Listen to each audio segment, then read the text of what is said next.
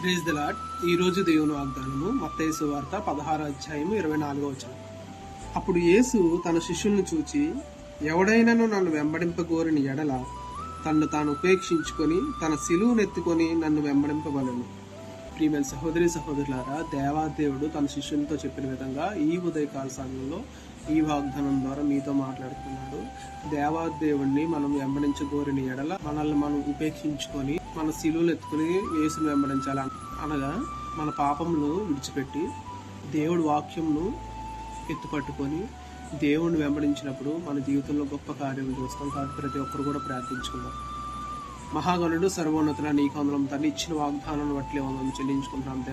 దేవి వాగ్దానం ఎవరైతే చదివి ఉన్నారో వాళ్ళ పాపములన్నిటిని విడిచిపెట్టి వాక్యమైన సిలువను వాళ్ళు మోసుకుని దేవ మిమ్మల్ని వెంబడించడం సహాయం చేయమని, దేవ ఇక్కడ కుటుంబంలో వెలుగును ప్రకాశింపజేయమని ప్రభుని యేసు నామములో అడుగుచున్నాం తండ్రి, ఆమేన్.